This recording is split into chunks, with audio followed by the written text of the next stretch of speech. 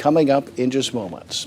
2 Vidor police officers are on administrative leave with pay tonight after fatally shooting a man. That's where we start tonight.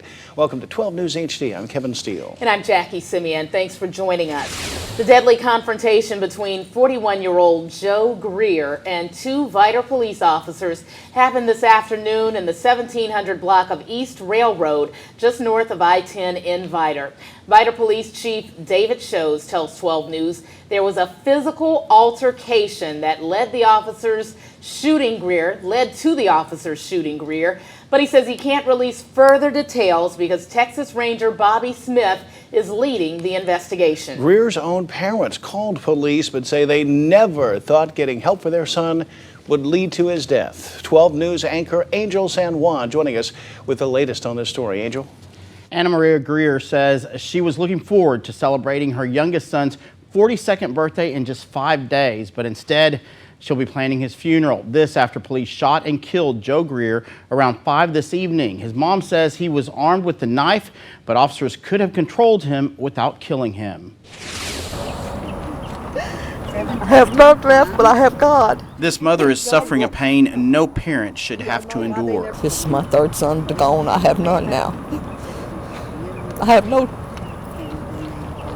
Anna Marie Greer says her youngest son, Joe Greer, was shot and killed by Vidor police Friday evening. And adding to the grief she and her husband are feeling is the fact that they are the ones who called officers. We were having problems with him here, so his dad called the cops.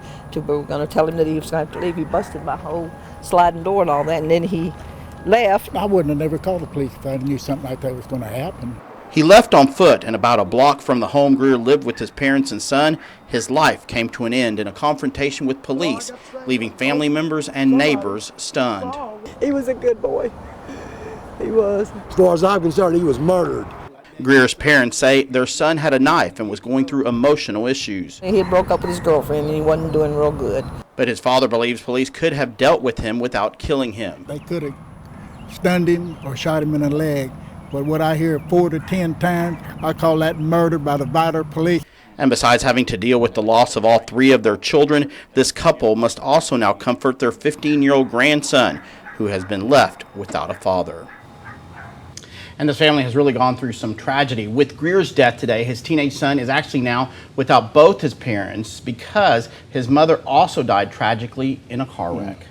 They have lost all of their sons in different tragedies. Exactly, all 3 of them, and their only sons, their only children, and then now the grandson has lost both his parents. Unimaginable. Thank you very much, Angel. Well, Vidor Police Chief David Shows says he's not releasing the names of the officers involved at this time, anyway. And even though family and some neighbors say they heard multiple shots, Chief Shows says he's also not releasing how many shots the officers fired, since it's all part of the investigation, which he says is in its early stages. Neighbors